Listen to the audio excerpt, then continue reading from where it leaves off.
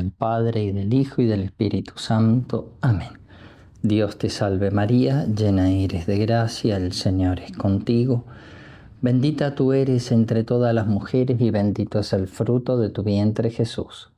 Santa María, Madre de Dios, ruega por nosotros pecadores, ahora y en la hora de nuestra muerte. Amén. Gloria al Padre, y al Hijo, y al Espíritu Santo, como era en el principio, ahora y siempre, y por los siglos de los siglos. Amén. San Ignacio de Loyola ruega por nosotros. En el nombre del Padre, y del Hijo, y del Espíritu Santo. Amén. Bien, queridos ejercitantes, vamos a ver ahora una plática cuyo tema es la Eucaristía, la Santa Misa como sacrificio. En nuestros días estamos viviendo en torno a la Sagrada Eucaristía un serio proceso de desacralización, es decir, un serio ataque contra lo sacro, contra lo sagrado. Esto se ve muy claro por la forma en que se trata hoy a la Eucaristía, por la forma en que se celebra la Santa Misa. Y esto es fruto del llamado progresismo teológico, al cual San Juan Pablo II ha denunciado y del que hizo una brillante descripción ante los obispos franceses en el año 1980. El progresismo, a su vez, proviene del modernismo, que olvida, o peor aún, niega que la Santa Misa es principalmente sacrificio, haciendo hincapié en que estamos frente a una mesa o que nos encontramos en un banquete o en una fiesta, etc. Y así se va desvirtuando y perdiendo el sentido de lo sagrado, lo santo del sacrificio de la misa. Y hoy en día, ¿cómo se celebra la Santa Misa? Lamentablemente hay misas que parecen festivales. Guitarras eléctricas, bajos, baterías, panderetas, bailes. Se canta música profana y no se hace como corresponde, no se hace lo propio de toda acción litúrgica, que es cantar música sacra, es decir, música sagrada, música que nos lleve a Dios, que nos eleve, que eleve nuestras inteligencias y nuestros corazones a Dios, y no la música profana. No tenemos nada contra las personas que lo hacen, seguramente será por ignorancia, no por maldad. De todos modos, no hay que dejar de lado que puede darse, particularmente en muchos consagrados, el peligro de la dejadez y la ignorancia culpable. No debemos olvidar que en la liturgia todo debe ayudarme a elevar la mente, a elevar el alma a Dios, principalmente durante la Santa Misa. De ahí, por ejemplo, la importancia, entre otras cosas, ¿no es cierto?, de usar incienso. Ese humo que sube, humo que es imagen de nuestras oraciones que se elevan a Dios, y junto con las oraciones nuestras mentes y nuestros corazones. Estando en Chile, en una de las parroquias que tenemos en Chile, llamaba la atención que venía a participar de la Santa Misa una familia que no era de la parroquia, y venían a la misa porque la niña, la hija de esa familia, de ese matrimonio, le gustaba ir a la misa de la parroquia porque le atraía ver el incienso, el humo del incienso que subía hasta el cielo, desde el altar hasta el cielo. Y junto con ese humo nuestras oraciones, nuestras intenciones, nuestros seres queridos, nuestras peticiones. Un gesto, un signo. Por eso, queridos hermanos, tenemos que estar atentos. Hoy hay una gran confusión. ¿Qué es lo que ha pasado? Que hemos llegado a este punto de desacralización. Lo que ha sucedido es que se ha perdido el sentido del misterio. En el fondo se ignora lo que sucede en la Santa Misa. Se ha dejado de lado lo que enseña la verdadera teología católica sobre la esencia de la misa. Es decir, que la misa es sacrificio. Es la renovación del mismo sacrificio de Cristo en la cruz, pero de modo incruento. Es la Santa Misa el perenne memorial de la pasión de Jesucristo. Por ella nos habla Jesucristo de su sacrificio cada momento, renovándolo ante nuestros ojos y llamándonos a participar de sus copiosos frutos. La misa es sacrificio. Hay identidad entre el sacrificio de Cristo en la cruz y el sacrificio de la misa. El sacrificio de la misa es el mismo sacrificio de la cruz, porque se trata, en primer lugar, de la misma víctima.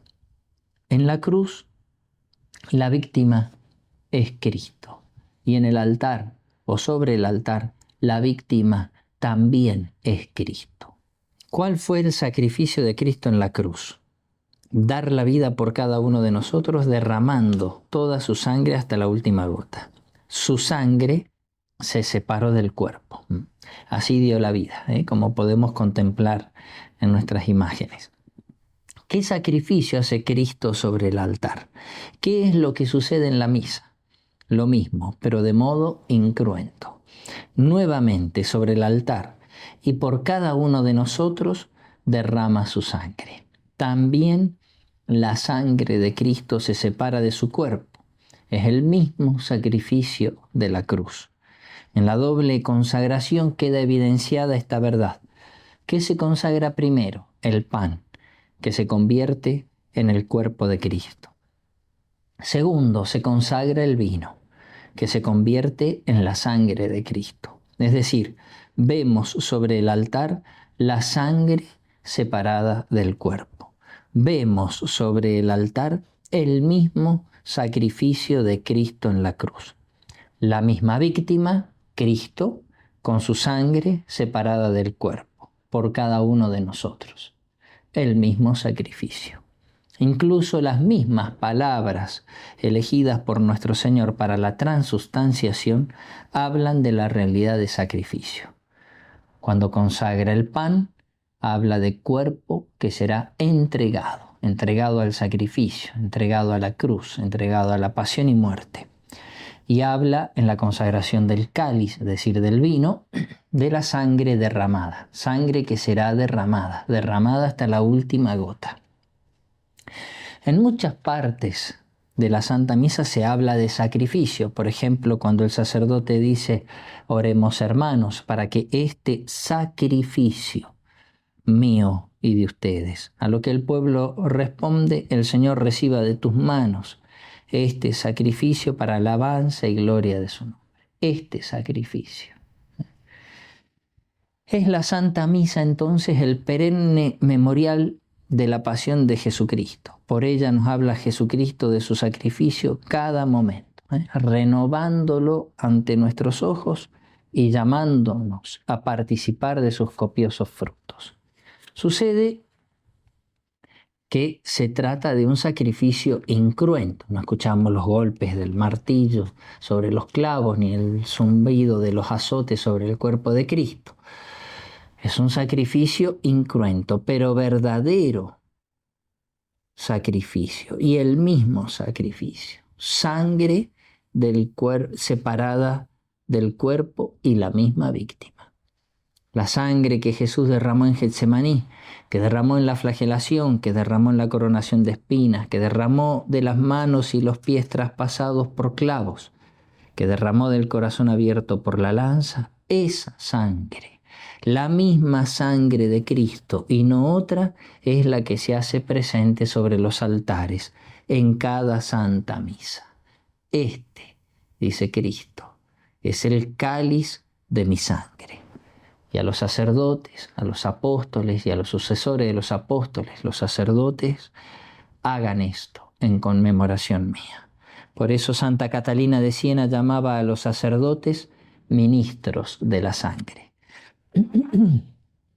Llegados a este punto es importante entender bien entonces el concepto de que la Santa Misa es sacrificio al mismo tiempo de que es banquete. Pero hay que entender bien en qué sentido es banquete. Y en esto nos ilumina el Papa San Juan Pablo II en Ecclesia de Eucaristía, donde aclara que se trata de un banquete, pero banquete sacrificial. Es decir, banquete sacrificial, dice San Juan Pablo II. Jesús no instituyó la Eucaristía en el banquete de Caná, en la fiesta de bodas, sino que instituyó la Eucaristía en la última cena, donde entre otras cosas se comía el Cordero Pascual, que ya era figura de la pasión y muerte de Cristo, donde Jesús se despidió de su madre y de los apóstoles, y de donde Jesús dijo: si el mundo os odia, sabed que primero me ha odiado a mí. Ha llegado la hora, donde en la última cena, donde Jesús sufrió la traición de Judas, ay de aquel por quien será entregado el Hijo del Hombre, donde Jesús se turbó interiormente por esa traición del amigo, donde Jesús anunció las negaciones de Pedro y el abandono de todos sus apóstoles. Jesús instituyó la Eucaristía en la última cena, que era el preludio de la pasión. Ardientemente, dijo, según el Evangelio de San Lucas 22, capítulo 15, ardientemente he deseado comer esta Pascua con vosotros antes de mi pasión. Por eso, que quede bien claro, la Santa Misa es banquete, pero es banquete sacrificial. Para la Iglesia y su magisterio, la misa es el memorial de la pasión del Señor, es decir, hace presente el sacrificio de la cruz y lo perpetúa hasta el fin de los siglos. Así lo afirma el Concilio Vaticano II, en Ad Gentes número 9 y en Sacrosanctum Concilium número 47. En pocas palabras, la Santa Misa es una genialidad de nuestro Señor Jesucristo. La Santa Misa es una maravilla que nos hace presente el sacrificio de Cristo en el Calvario. Basta recordar el magisterio de San Juan Pablo II en Eclesia de Eucaristía, donde hay un verdadero progreso teológico según los estudiosos, donde afirma que se renueva toda la pasión y muerte del Señor sobre el altar. En cada Santa Misa se renueva toda la pasión de nuestro Señor Jesucristo. Recordemos algunas citas. Número 5, siempre de Eclesia de Eucaristía. Dice este número 5. En este don, Jesucristo entregaba a la Iglesia la actualización perenne del misterio pascual. Hay que estar atentos a esas palabras, ¿no? Actualización perenne. Con él instituyó una misteriosa contemporaneidad entre aquel triduum, es decir, el triduo de la pasión, muerte y resurrección del Señor, y el transcurrir de todos los siglos. Misteriosa contemporaneidad. En el número 11 dice, en ella está inscrito de forma indeleble el acontecimiento de la pasión y muerte del Señor. No solo lo evoca, sino que lo hace sacramentalmente presente. Es el sacrificio de la cruz que se perpetúa por los siglos. Y en tercer lugar, aunque hay más citas, pero basta como muestra, ¿no? esta gran verdad y profundísima verdad, dice en el número 57, hagan esto en conmemoración mía. En el memorial del Calvario está presente todo lo que Cristo ha llevado a cabo en su pasión y muerte. Está presente todo. Bien, para reafirmar todo lo dicho anteriormente, toda la doctrina enseñada por la Iglesia y el magisterio de los papas, vamos a recordar el ejemplo de los santos, sobre todo de San Pío de Pietrelcina, con toda la autoridad que tiene un santo como el Padre Pío, sobre todo porque los santos son propuestos por la Iglesia para que los imitemos. Si un católico quiere ir por el buen camino, tiene que hacer dos cosas: seguir en lo que enseña la Iglesia, el magisterio de los papas, y seguir el ejemplo de los santos para saber cómo tiene que vivir. Por años, el Padre Pío ha celebrado la Santa Misa alrededor de las 4 de la mañana, así de temprano, y en todas las estaciones del año. Además, reunía en torno a sí a sus hijos espirituales para establecer con ellos una íntima comunión. Era su deseo explícito que se le unieran a su alrededor, cuando él con sus manos llagadas elevaba al cielo la hostia santa, Jesús inmolado, para obtener del Padre Celestial el perdón para todos. La Santa Misa del Padre Pío Era una cosa única, imposible de describir. Solo se puede decir que se percibía claramente que aquel sacerdote sobre el altar agonizaba y llevaba adelante la celebración del sagrado rito con fatiga, después de haberse detenido largamente sobre la fórmula de la consagración, la transustanciación. Esto es mi cuerpo, este es el cáliz de mi sangre. Era el momento en el cual él, el Padre Pío, se unía al ofrecimiento de la víctima divina, el Hijo de Dios que da la vida por los hombres, por cada uno de nosotros. Después permanecía en la inmovilidad del éxtasis por el encuentro con Cristo en la comunión, que era precedida de 3 duros golpes dados por su mano en el pecho mientras decía: Cordero de Dios, que quitas el pecado del mundo, ten piedad de nosotros. Y todo en medio de abundantes lágrimas. Y la gente y el pueblo asistía muda, atónita e impresionada. Pero bien observa el padre Tarcisio Zullo da Cervinara, el sobrehumano espectáculo en el fondo no era más que una muy reducida percepción del modo con el cual el Padre Pío hacía suya la pasión del Señor. Sobre todo en ese momento tan intenso que era la Santa Misa. Es ahí donde él más revivía la pasión de Cristo. Y ahora, siguiendo la enseñanza de San Pío de Pietrelcina, queremos realizar una comparación entre la pasión de Jesús y la Santa Misa, centrando nuestra mirada en el modo en que el Padre Pío celebraba, o mejor dicho, vivía su misa. Y para esto vamos a seguir libremente al autor conversano, Padre Pío e il mistero della sua mesa, editado en Roma en el año 2010. Y donde el autor aclara, dice: los testimonios del Padre Pío sobre su misa han sido transcriptos por el Padre Tarcisio da Cervinara, quien los dispuso según la secuencia de la misa en el escrito La Mesa di Padre Pío, San Giovanni Rotondo, 1987. Siguiendo, aunque es un poco extenso estos testimonios, vamos a ver cómo realmente el Padre Pío vivía su misa, ¿no? Y se revivía la pasión de Cristo, tanto sobre el altar como sobre su persona, ¿no? Disculpen que sea un poco extenso, pero me parece que es importante por el peso que tiene el ejemplo de la misa celebrada por el Padre Pío, no por cualquiera. Empiezan las preguntas. ¿El Señor ama el sacrificio? Responde el Padre Pío, ¿no? Son siempre preguntas y respuestas, ¿no? Todas las respuestas del Padre. Sí, porque con Él ha regenerado el mundo. ¿Cuánta gloria da a Dios la Santa Misa? Gloria infinita. ¿Qué debemos hacer durante la Santa Misa? Compadecer y amar. ¿Qué beneficios recibimos escuchándola? No se pueden enumerar. Los verán en el paraíso. Padre, ¿qué cosa es su misa?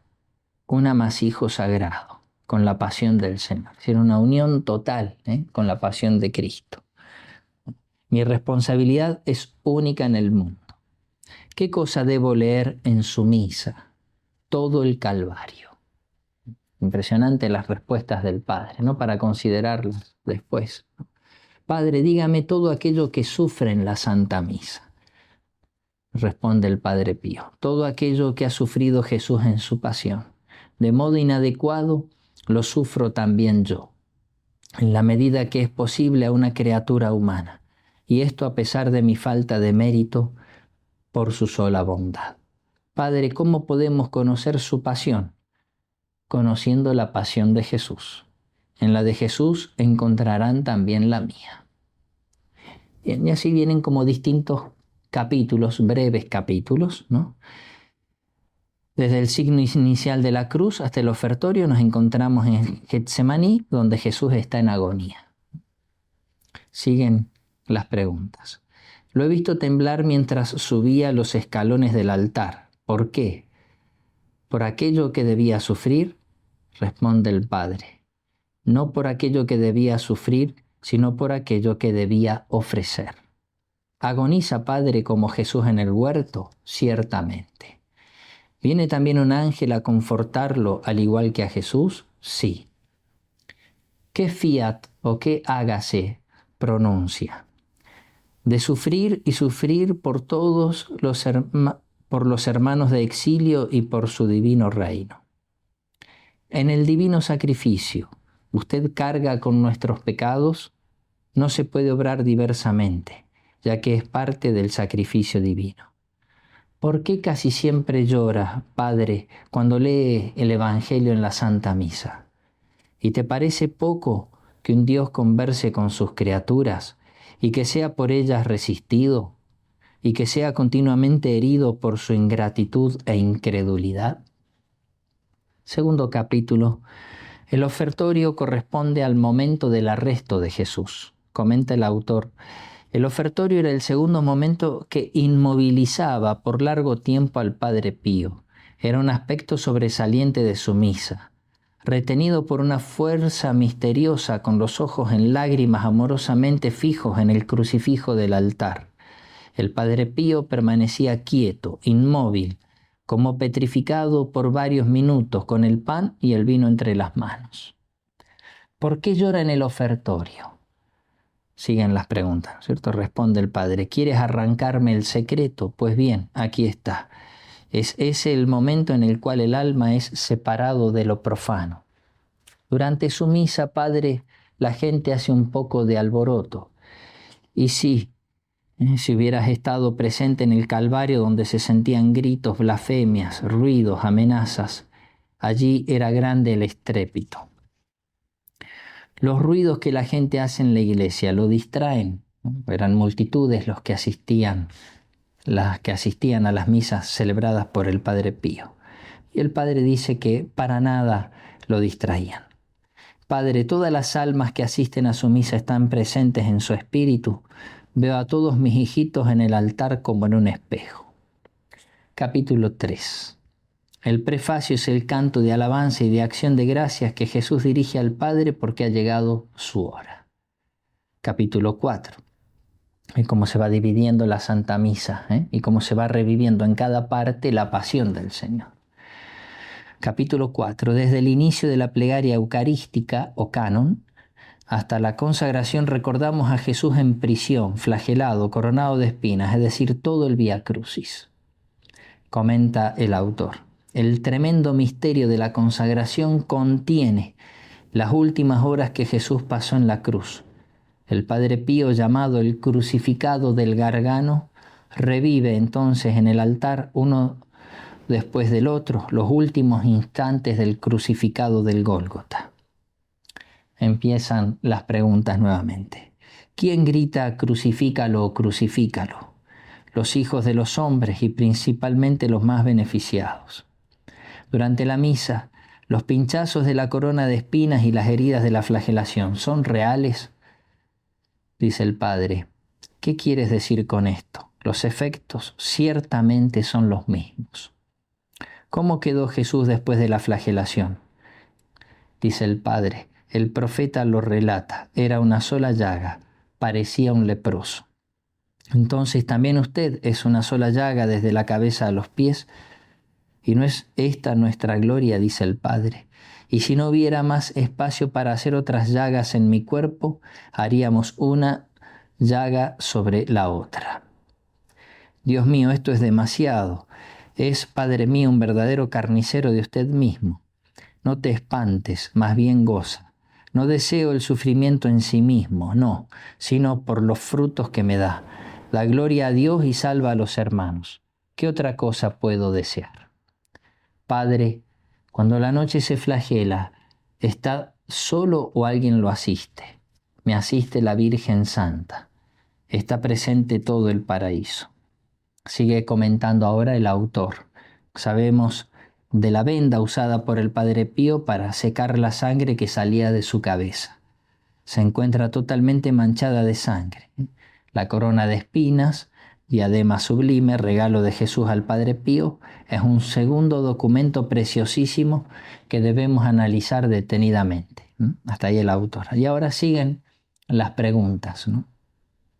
Jesús me ha hecho sentir que usted sufre la corona de espinas. Dice el Padre, responde, de otro modo la inmolación no sería completa. Pregunta, durante toda la misa y también antes y después, la diadema no se abandona jamás. Con la coronación de espinas, ¿qué pecados expió Jesús? Todos, en particular los de pensamiento, sin excluir aquellos vanos e inútiles. Las espinas, Padre, ¿las tiene sobre la frente o alrededor de toda la cabeza? Alrededor de toda la cabeza. Padre, ¿de cuántas espinas está formada su corona? ¿De 30? Pues sí. Padre, yo pienso que su corona está formada no por 30, sino por 300 espinas. Te impresionas por un 0. Finalmente el 30 no está contenido en el 300. Padre, ¿también usted sufre aquello que sufrió Jesús en la vía dolorosa? Lo sufro, sí, pero es necesario mucho para llegar a aquello que sufrió el Divino Maestro. ¿Quién le hace de Cireneo y de Verónica? Jesús mismo. ¿Sufre, Padre, la amargura de la hiel? Sí, y muy a menudo. Padre, ¿cómo se mantiene en pie en el altar? Como lo hizo Jesús sobre la cruz. ¿Y en el altar está suspendido sobre la cruz como Jesús en el Calvario? Dice el Padre Pío, y todavía lo preguntas, ¿cómo hace para mantenerse allí? Como lo hizo Jesús en el Calvario. Los verdugos dieron vuelta a la cruz para remachar los clavos, por supuesto. También a usted le remachan los clavos, ¿y de qué modo? ¿También a usted le dan vuelta a la cruz? Sí, pero no tengas miedo. Padre, ¿recita también usted durante la Santa Misa las 7 palabras que Jesús profirió en la cruz? Sí, indignamente las recito también yo. ¿Y a quién dice, Padre, mujer, he ahí a tu hijo? Le digo a ella, he aquí los hijos de tu hijo. Capítulo 5. La consagración representa místicamente la crucifixión del Señor. Es allí que nosotros ofrecemos el sacrificio redentor. Sigue comentando el autor. Durante la consagración, el estimado del Gargano representaba tan vivamente entre sollozos y lágrimas, en medio de un dolor indescriptible, la divina tragedia del Calvario, que dejaba transfigurar en su carne traspasada el gigantesco martirio de Jesús crucificado.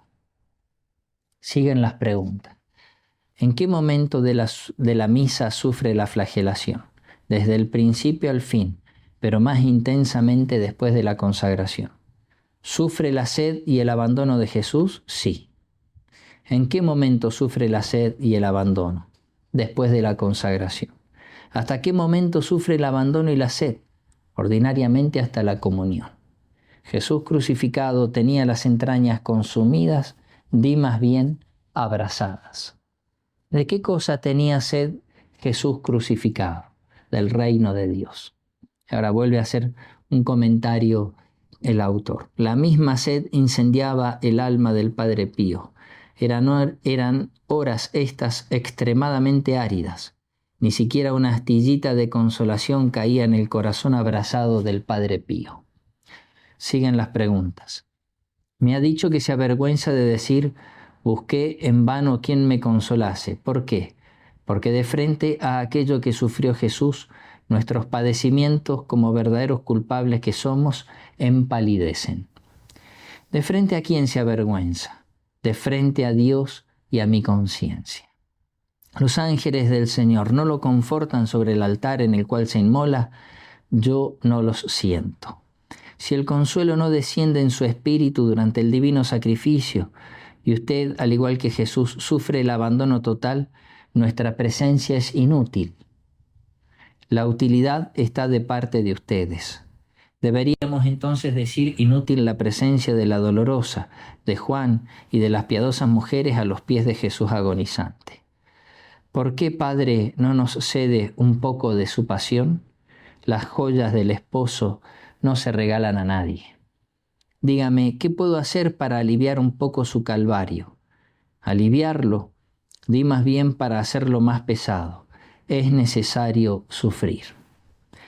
Es doloroso asistir a su martirio sin poder ayudar.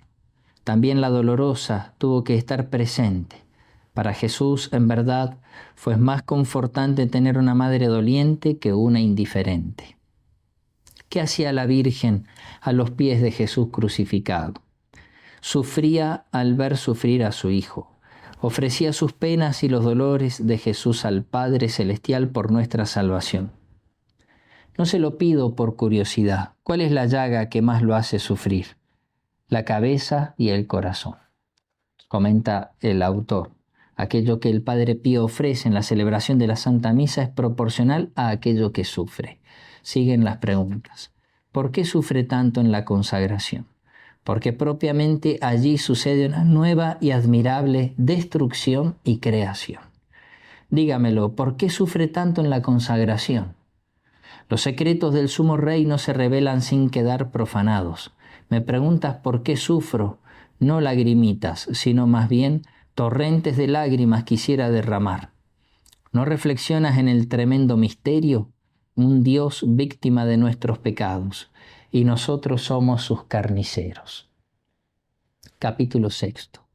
La doxología corresponde al grito de Jesús: Padre, en tus manos encomiendo mi espíritu. El sacrificio es entonces consumado y aceptado por el Padre. Los hombres volvemos a estar unidos y es por eso que rezamos Padre nuestro. Capítulo 7. La fracción del pan indica la muerte de Jesús y la inmixtión su resurrección. Siguen las preguntas. ¿También usted muere en la Santa Misa, místicamente en la Santa Comunión? ¿Es por vehemencia de amor o de dolor que padece la muerte? Por lo uno y por lo otro, pero más por amor. En la comunión padece la muerte, entonces deja de estar al pie del altar. ¿Por qué? También Jesús estuvo muerto en el Calvario. Ha dicho Padre que en la comunión la víctima muere. Lo colocan en los brazos de María, de San Francisco, respondió. Comenta el autor. No faltaba al Serafín del Gargano, al Padre Pío, la visión escatológica de la Eucaristía. De hecho decía, si los apóstoles con los ojos de la carne han visto tanta gloria, ¿cuál será la gloria que veremos en el Hijo de Dios, en Jesús, cuando se manifestará en el paraíso? Siguen las preguntas. ¿Qué unión tendremos en el cielo con Jesús? La Eucaristía nos da una idea.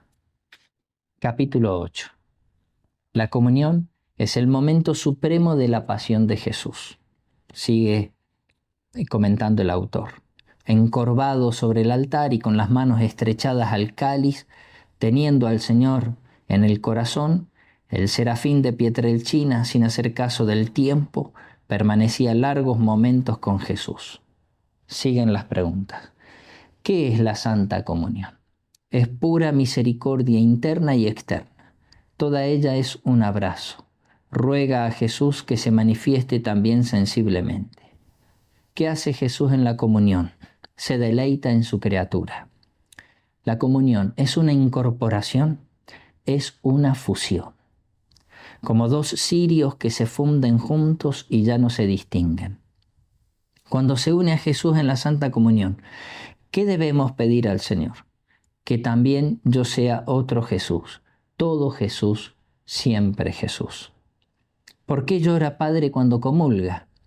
Si la Iglesia emite un grito, tú no despreciaste el útero de la Virgen, hablando de la encarnación, ¿qué decir de nosotros miserables?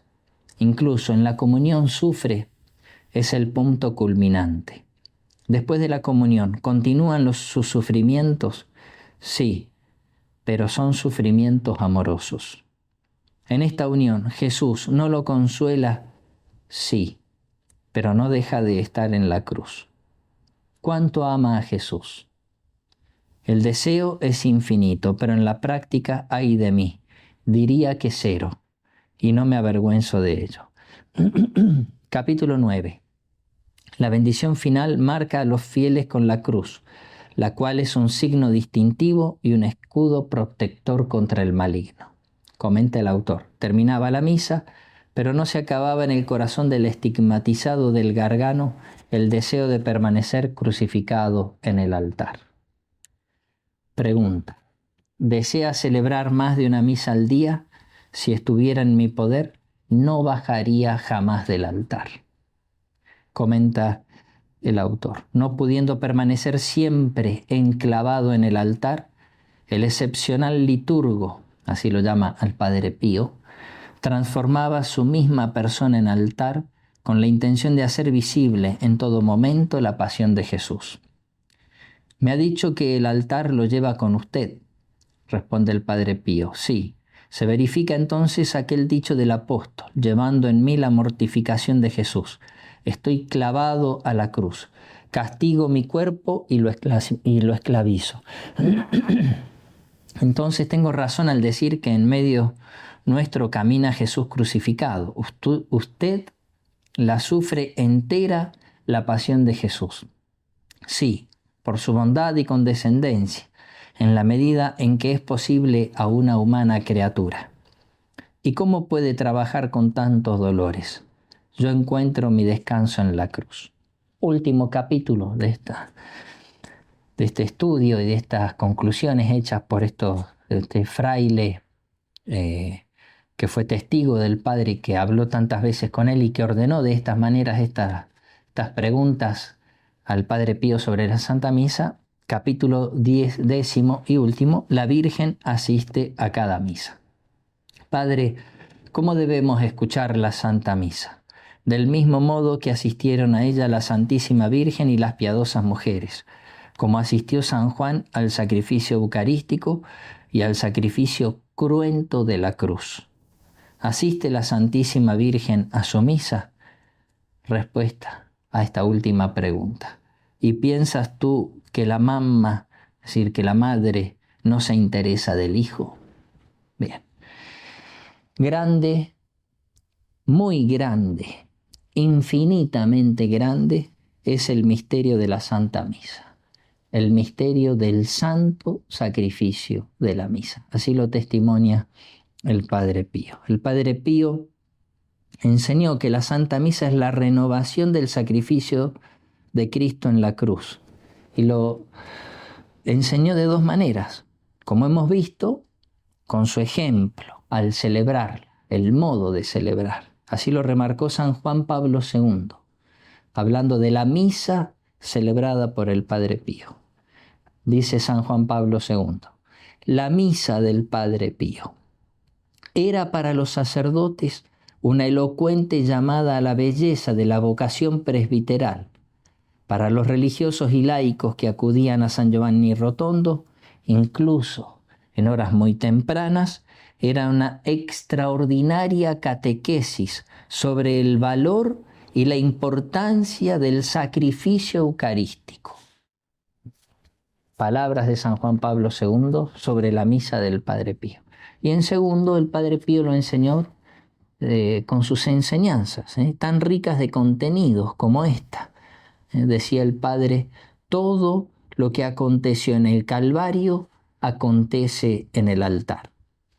Y siguiendo con sus enseñanzas, hablando sobre todo contra la desacralización de la misa y de la liturgia, tomado de sus cartas a su director espiritual, encontramos dos visiones en las cuales el mismo Jesús se expresa con gran dolor por el descuido con respecto a la Eucaristía y por la desacralización, sobre todo de parte de sus ministros, es decir, de los sacerdotes, de los obispos. Escuchemos lo que escribe en sus cartas el Padre Pío sobre estas visiones. Dice así, son impresionantes, ¿no? Y es Jesús a quien el Padre Pío ve, ¿no? Y es el mismo Jesús el que expresa el dolor por la desacralización. Dice: mi corazón está olvidado. Son palabras de Jesús. Ninguno tiene cuidado de mi amor. Yo estoy siempre apenado. Es la visión que tiene el Padre Pío, ¿no? Sigue diciendo Jesús: para muchos mi casa se ha convertido en un salón de diversiones. También mis ministros, que yo siempre he mirado con predilección, que siempre he amado como a las pupilas de mis ojos, Ellos deberían consolar mi corazón lleno de amarguras. Ellos deberían ayudarme en la redención de las almas. En cambio, ¿quién lo podría creer? De ellos tengo que recibir ingratitudes y descuidos. Veo, hijo mío, Jesús que le habla al Padre Pío, veo, hijo mío, muchos de estos que, dice el Padre Pío, aquí Jesús se detuvo. Los sollozos le ahogaron la garganta. Lloró en secreto. Sigue hablando Jesús después de esa pausa. Bajo hipócritas apariencias me traicionan con comuniones sacrílegas, pisoteando las luces y las fuerzas que continuamente les doy a ellos. Jesús continuó todavía a lamentarse. Dice el Padre Pío, Padre mío, cómo me duele ver llorar a Jesús. Sigue el Padre Pío en una de sus cartas. Mi estimado Padre, yo todavía estaba en la cama el viernes por la mañana, está hablando del 28 de marzo de 1913, cuando el Señor Jesús se me apareció. Él se encontraba golpeado y desfigurado. Él me mostró una gran muchedumbre de sacerdotes religiosos y diocesanos, entre los cuales varios dignatarios eclesiásticos, indiferentes, quienes estaban celebrando, quienes sacándose los ornamentos. Ver a Jesús lleno de angustia me daba mucha pena, por eso quise preguntarle por qué sufría tanto. Él no me contestó, pero su mirada se dirigió a aquellos sacerdotes y poco después, horrorizado y como si estuviera cansado de mirar, retiró la mirada y en cuanto la dirigió hacia mí, yo noté con gran horror 2 lágrimas que corrían sobre sus mejillas. Se alejó de aquella muchedumbre de sacerdotes y con una gran expresión de disgusto sobre su rostro, gritando, carniceros, es decir, macellai en italiano, carniceros, por el modo de celebrar la misa, por el modo de tratar la Eucaristía, por el modo de tratar su cuerpo y su sangre. Salió gritando Cristo diciendo macellai, carniceros. Entonces él me dijo, sigue diciendo el Padre Pío, que Jesús le dijo, hijo mío, no creas que mi agonía ha sido de 3 horas, no, yo estaré debido a las almas que amo en agonía hasta el fin del mundo. Durante el tiempo de mi agonía, hijo mío, nadie puede dormir. Mi alma va buscando alguna gota de piedad humana, pero ellos me dejan solo bajo el peso de la indiferencia. La ingratitud de mis ministros hace más pesada mi agonía. Ellos responden mal a mi amor. El tormento que más me aflige es que estos, a su indiferencia, agregan el desprecio y la incredulidad, la falta de fe en la presencia real de Jesucristo, la indiferencia, la ingratitud. Sigue diciendo Jesús, ¿cuántas veces estuve allí para fulminarlos? Pero yo me detuve por los ángeles y por las almas enamoradas de mí. Escribe a tu padre y cuéntale lo que has visto y has escuchado esta mañana. Dile que muestre tu carta al padre provincial. Jesús continuó hablando, pero aquello que me dijo no lo podré revelar a ninguna criatura de este mundo. Esta aparición me causó un dolor enorme en el cuerpo, pero mucho más grande fue en el alma, que por todo el día quedé postrado y pensé que me moría. Lamentablemente, Jesús tiene razón de lamentarse de nuestra ingratitud. Esta es una carta que el Padre Pío escribió a su director espiritual, Fray Agostino de San Marco in Lamis, el 7 de abril de 1913.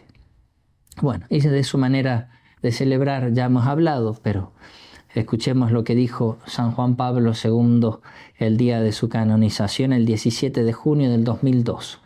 La misa del Padre Pío. Los fieles que se congregaban en torno a su altar quedaban profundamente impresionados por la intensidad de su inmersión en el misterio, primero, y segundo, y percibían que el Padre participaba personalmente en los sufrimientos del Redentor. Bien, ahora para concluir la aplicación a nuestras vidas de toda esta doctrina, de todos estos ejemplos, de todas estas enseñanzas. Esto también se tiene que percibir en todos los sacerdotes que celebran la Santa Misa y también en todas las religiosas y laicos que participan del santo sacrificio de la misa. Se tiene que aplicar en nosotros eso que el Papa San Juan Pablo II remarca de San Pío de Pietrelcina. En primer lugar, la inmersión en el misterio y en segundo lugar, la participación en la pasión del Señor, en los sufrimientos del Redentor. Esto lo tienen que tener bien en claro los fieles laicos, que además tienen que tener mucha paciencia ante los desórdenes que se cometen en la liturgia, porque esos desórdenes, como en los otros aspectos de la teología y por lo tanto de la pastoral, normalmente comienzan por los sacerdotes y las religiosas, y no por los laicos. Los primeros en dar mal ejemplo o enseñar errores somos los pastores y los religiosos y religiosas, como quienes celebran la Santa Misa en la playa en traje de baño y hojotas, o como aquel que celebró la Santa Misa sobre una colchoneta flotando en el mar, o aquel otro que celebró la Santa Misa sobre una montaña de basura, otros bailando salsa y otros miles de ejemplos aberrantes, machelai o carniceros, como dijo el mismo Cristo. Por eso en estos tiempos de confusión es importante tener las ideas bien claras, no confundir aserrín con pan rallado ni gordura con hinchazón. Tenemos que estar bien atentos, ojo, cuidado, atención, porque esto no es un juego. Se trata de la Santa Misa y la misa es lo más sagrado. En ella se da la presencia real de Cristo. En la misa se renueva el sacrificio de Cristo en la cruz. Los sacerdotes tenemos que celebrar la Santa Misa de la manera más digna posible. Y las religiosas y los laicos también pueden participar dignamente, sin perder el sentido de lo sacro, de lo sagrado. ¿Y de qué manera los laicos pueden participar y pueden ayudar? De muchas maneras, y pueden hacer mucho. En primer lugar, con el propio ejemplo, en el modo de participar, con recogimiento, ese saber arrodillarse en los momentos indicados, sobre todo en el momento de la consagración, en el momento de la transustanciación. Las palabras conmueven, pero los ejemplos arrastran. Un sacerdote de nuestro instituto recordaba cómo cuando él era niño iba a misa acompañado de su papá y una de las cosas que más lo impresionaba era ver a su padre arrodillado, con las manos apoyadas en la cabeza, rezando en silencio y con recogimiento. Ese ejemplo no se lo olvidó nunca. En segundo lugar, pueden colaborar los laicos, por ejemplo, con la limpieza y el orden de la iglesia. Qué hermoso y buen ejemplo es entrar en una iglesia y encontrar todo limpio. La casa del Señor, ordenada y limpia. También pueden ayudar con el canto, participando en coros, formando coros de niños, con lo cual también se va formando a los hijos y a los niños desde pequeños en la liturgia, haciéndoles entender la importancia de lo que son las cosas sagradas. En cuarto lugar, con la organización de la liturgia, participando en distintos oficios litúrgicos, como lectores, como hacer la guía de la Santa Misa, o presentar las ofrendas, o pasar la colecta. También con la limpieza de los ornamentos, de los cálices, de los candelabros, de los ajuares litúrgicos, los purificadores, los corporales, los manutergios. También aportando flores para el Santísimo, flores para el altar, o en las ocasiones de Corpus Christi también participando haciendo las alfombras con motivos eucarísticos, colaborando también económicamente como nos manda la Iglesia con el sustentamiento del culto, y también instruyendo y sobre todo en la propia familia enseñando a los niños sobre la Santa Misa, sobre el santo sacrificio de la misa, la importancia de la Eucaristía en nuestras vidas, de la comunión bien hecha, de las confesiones bien hechas. Bien, Pidamos, para ir terminando, a la Santísima Virgen y por intercesión de San Pío, crecer en el conocimiento y amor de la Santa Misa, de la renovación del mismo sacrificio de Cristo en la cruz, y que por lo tanto busquemos de participar, como aconsejaba el mismo Padre Pío a sus fieles, es decir, participar con los mismos sentimientos de la Santísima Virgen y de San Juan Apóstol al pie de la cruz, con sentimientos de compasión, de veneración y de amor. En el nombre del Padre, y del Hijo, y del Espíritu Santo. Amén. Material extra de los ejercicios espirituales con textos de Santa Teresa. Compañero nuestro en el Santísimo Sacramento. Las mayores gracias que ha recibido la Santa han sido de manera especial en la misa, en el momento de la comunión. Por ejemplo, el Señor la pidió que fundase el convento de San José después de comulgar en la Encarnación. El matrimonio espiritual sucedió cuando comulgaba de manos de San Juan de la Cruz. Acabando de comulgar le ve a veces con gran majestad. Ella está convencida de que la presencia del Señor, la más palpable de las presencias, la encuentra en la Eucaristía. Aunque no escribió un tratado acerca de la Eucaristía, sí que hay algunos capítulos que hablan del Santísimo Sacramento en Camino de Perfección y en las Fundaciones. Muchas veces hace referencia a este misterio. La fe en la presencia real de Jesucristo en la Eucaristía es tan grande que se llenaba de consuelo al entrar donde hubiera un sagrario con el Santísimo. Quiere fundar monasterios para hacer casas al Señor, para que se quedase siempre allí sacramentado. Nos dimos tan buena prisa que cuando amanecía estaba puesto el altar y luego se dijo la misa. Esto bastaba para tomar la posesión. Pusimos el Santísimo Sacramento. Yo estaba muy contenta porque para mí es grandísimo consuelo ver una iglesia más a donde haya Santísimo Sacramento. En ejercicios espirituales donde venimos hablando de remedios para quitar de sí las afecciones desordenadas y después buscar y hallar la voluntad de Dios, la Santa nos habla de este remedio, la presencia de Jesús sacramentado, que nos ayudará a ese fin, a hacer su voluntad.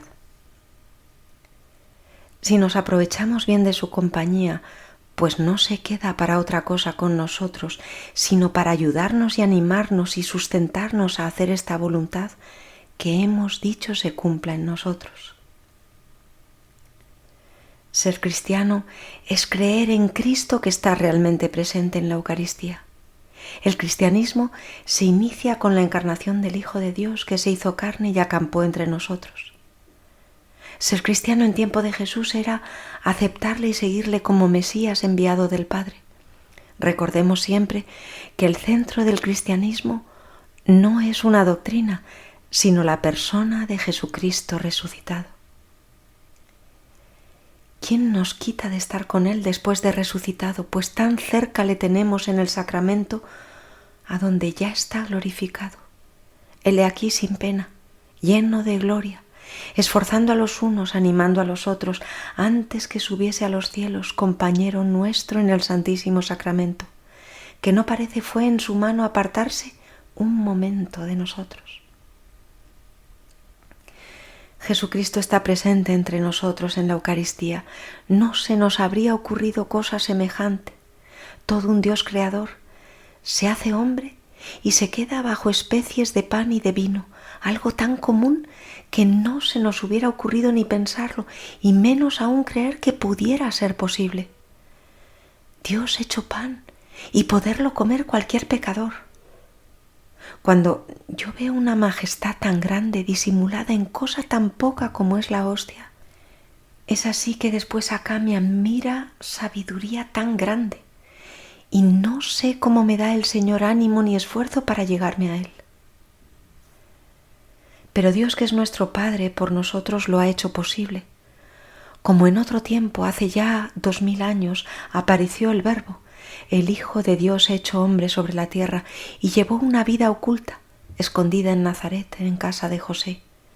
Así ahora el Verbo encarnado, Dios y hombre, oculto y presente bajo las especies eucarísticas, verdaderamente habita con nosotros en los sagrarios de las iglesias de nuestros pueblos y ciudades, llevando una vida de retiro escondida, de silencio, de recogimiento verdaderamente divina. Y como Jesucristo en otro tiempo, en el transcurso de su vida pública, visitó los pueblos y ciudades de Palestina beneficiándoles a muchos necesitados de mil maneras, así también ahora Cristo, pan vivo, visita y no ya los pueblos y ciudades, sino los pechos de los fieles en la Sagrada Comunión, impartiendo los riquísimos frutos de su presencia en cada uno de los hijos de Dios. Y como en otro tiempo Jesucristo, muriendo en la cruz, se ofreció a sí mismo en sacrificio, derramando su sangre para salvarnos, así cada día en nuestros altares en la Santa Misa, Él se sigue ofreciendo, para que nunca falte a su pueblo la hostia de alabanza y para que aquel sacrificio se haga presente a todas las generaciones. Creador mío, ¿cómo pueden sufrir unas entrañas tan amorosas como las vuestras, que lo que vuestro Hijo hizo con tan ardiente amor por cumplir vuestra voluntad, pues que le mandasteis que nos amase, sea despreciado por estos herejes que profanan el Santísimo Sacramento y le quitan sus posadas destruyendo iglesias? ¿No bastaba, Padre Eterno, que no hubiera tenido dónde reclinar la cabeza mientras vivió en este mundo, siempre sumergido en tantos sufrimientos, sino que ahora aún le quitan las casas que tiene para convidar a sus amigos a comer, porque nos ve frágiles y sabe que necesitamos la Eucaristía para poder trabajar? Necesitamos de la misa para nuestra vida espiritual. En verdad os digo que si no coméis la carne del Hijo del Hombre y no bebéis su sangre, no tendréis vida en vosotros. No tenemos por qué envidiar a los primeros discípulos, porque por la misa está el Señor con nosotros, con una presencia más intensa que cuando vivía en la tierra. El Padre nos da a su Hijo, nos habla en las lecturas y nos alimenta con su cuerpo en la comunión. Por esto debemos hacer de la misa una fiesta, no con ruido exterior, sino con intensa alegría interior, porque es la presencia real de Jesucristo, la base de la vida eucarística. Pocas almas han tenido una fe tan viva como la santa. Tenía tanta devoción y tan viva fe que cuando en algunas fiestas oía personas que quisieran ser en el tiempo que andaba Cristo en el mundo, se reía entre sí, pareciéndole que teniéndole tan verdaderamente en el Santísimo Sacramento como entonces, ¿qué más se les daba? Esta idea quizás nos habrá saltado también a nosotros cuando recordamos los misterios de Cristo, el nacimiento, la última cena, la muerte en el Calvario. ¿Quién hubiera estado allí? Así de haber visto al niño Jesús en el portal de Belén y haberle podido besar, hubiéramos creído más. De haber estado en la última cena y haber podido comulgar de manos de Jesús, lo hubiéramos hecho con más devoción. De haber estado en el Calvario y de haber podido llorar junto a Él, lo hubiéramos amado más.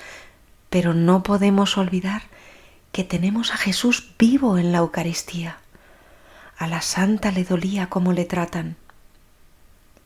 Y así os ruego yo, hijas, me ayudéis a pedir a nuestro Padre Santo en nombre suyo, que pues no le ha quedado por hacer ninguna cosa haciendo a los pecadores tan gran beneficio como este, que quiera su majestad y se sirva de poner remedio para que no sea tan maltratado, y pues su santo Hijo puso tan buen medio para que en sacrificio le podamos ofrecer muchas veces, que valga tan precioso don para que no vayan adelante tan grandísimos males y desacatos como se hacen en los lugares a donde está este Santísimo Sacramento, que a las veces van allí más con intención de ofenderle que no de adorarle. Nosotros en la misa podemos ofrecer nuestros trabajos, alegrías, angustias y pedir ayuda para nosotros y los hermanos, conversiones, alivio de enfermos, problemas personales, familiares. Y debemos asistir a la misa con las mejores disposiciones que podamos para que, al igual que los que estuvieron presentes en el sacrificio del Calvario, nos cambie el corazón y la vida.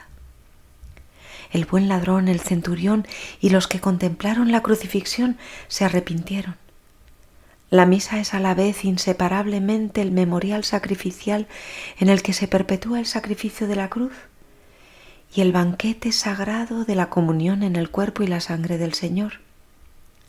El banquete pascual, pero la celebración del sacrificio eucarístico está totalmente orientada hacia la unión íntima de los fieles con Cristo por medio de la comunión.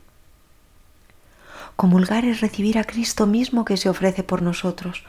Nunca los apóstoles se pudieron imaginar que en los años que andaban por los caminos de Palestina con Jesús pudieran gustar de una intimidad con Él como la que se nos da a gustar a nosotros cuando comulgamos.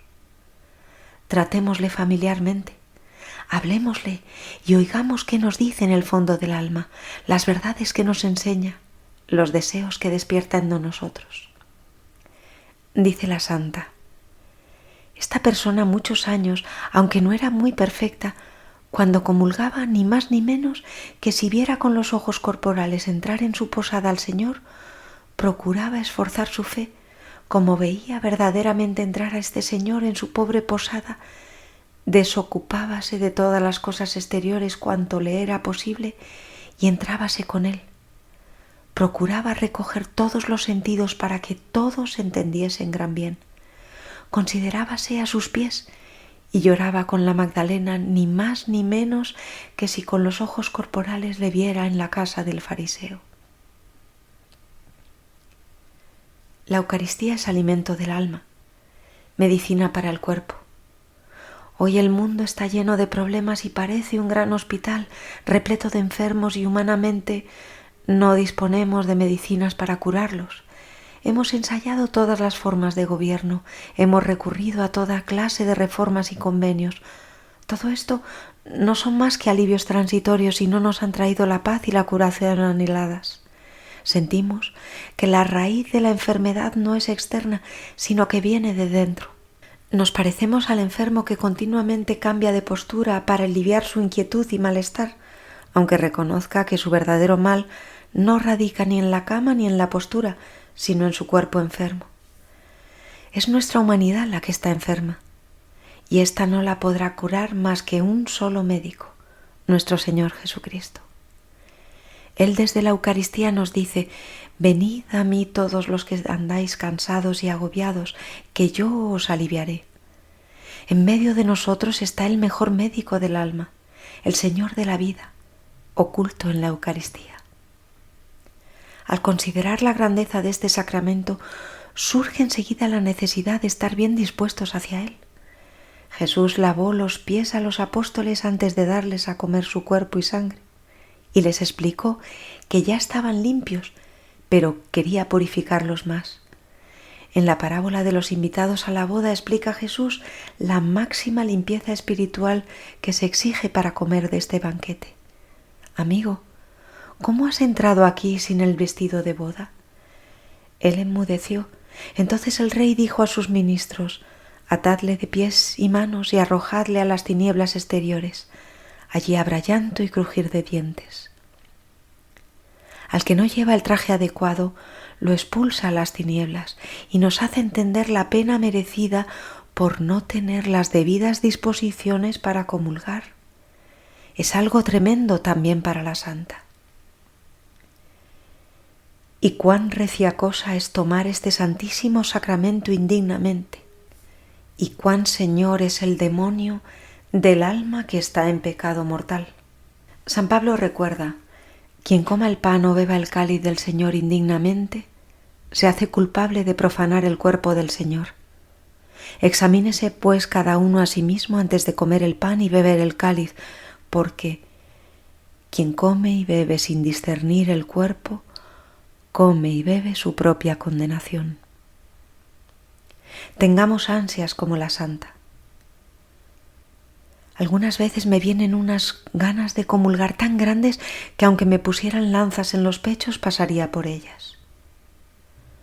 Podemos ofrecer la comunión por nuestros familiares, amigos, los pobres, enfermos, pecadores, difuntos. Viniendo el sacerdote a donde habíamos de comulgar, con el Santísimo Sacramento en las manos, llegando yo a recibirle junto al sacerdote, se me presentó el caballero que he dicho, con rostro resplandeciente y alegre. Puestas las manos, me agradeció lo que había puesto por él para que saliese del purgatorio y fuese aquel alma al cielo. Cuántas comuniones hay rutinarias y de cumplimiento, de ahí la poca santidad en mayoría de personas de comunión diaria. Aborrecía la santa las comuniones de cumplimiento, de las que se saca muy poco. Por cierto, pienso que si nos llegásemos al Santísimo Sacramento con gran fe y amor, que de una vez basta para dejarnos ricas, cuánto más de tantas, sino que parece de cumplimiento el llegarnos a él, y así nos hace poco. Comulgar con frecuencia ha sido el mayor deseo de los santos y el mejor remedio para perseverar en la gracia. Hay grandes secretos en lo interior cuando uno comulga. Es lástima que estos cuerpos no nos los dejen gozar. Después de comulgar hay que dar gracias a Dios. Hay un pasaje en el cual el Señor se queja con amargura de los 10 leprosos que curó de lepra y tan solo uno se volvió a darle gracias. ¿No he curado a 10? ¿Y los otros 9? ¿Dónde están? La buena acogida que le hacía la santa en cada comunión se la pagaba Jesús con esplendidez. Esto pasa ahora y es entera verdad, y no hay para qué le ir a buscar en otra parte más lejos, sino que, pues sabemos que mientras no consume el calor natural los accidentes del pan, que está con nosotros, el buen Jesús, que nos lleguemos a él. Pues si cuando andaba en el mundo de solo tocar sus ropas sanaba a los enfermos, ¿que hay que dudar que hará milagros estando tan dentro de mí si tenemos fe? Y nos dará lo que le pidiéremos, pues está en nuestra casa. Y no suele su majestad pagar mal la posada si le hacen buen hospedaje. Necesitamos visitar al Santísimo en nuestra vida espiritual. Contaba con dolor el santo hermano Rafael que un día salió de paseo. Cuando salí de casa iba algo triste porque iba solo. Era la hora de los espectáculos y me veía como extraño entre la gente. Todos ocupados de los cines y los teatros y en cambio el Señor esperando solo en el sagrario. Me daba mucha pena. El mundo no sabe que Jesús está entre nosotros. No sabe que Cristo está en el sagrario, que no hace más que esperar a que sus hijos vayan un ratito, aunque no sea más que un minuto, a estar con Él. ¡Qué pena! Pena que nosotros debemos aliviar. Si habéis de pedir esto cuando estáis mirando una imagen de Cristo, me parece una bobería dejar a la misma persona para mirar su retrato. ¿No sería una necedad que viniera una persona muy querida a vernos si en vez de hablar con ella estuviéramos conversando todo el rato con su retrato? San Manuel González, el obispo del sagrario abandonado, también se quejaba con dolor. En torno de esos sagrarios abandonados no hay calor de corazones amantes, ni lágrimas de ruego, ni suspiros de arrepentimiento, ni ayes de necesitados, ni gratitud de reconocidos, ni rodillas dobladas, ni cabezas inclinadas, ni ojos que miran, ni bocas que piden, ni corazones que se ofrecen. Nada. ¿Conocéis algún pobre, algún abandonado en situación más triste? Es una queja que nos debe preocupar. ¿Queréis iros vosotros también? Y que nos tiene que hacer intensificar las distintas formas de adoración al Santísimo que estén a nuestro alcance.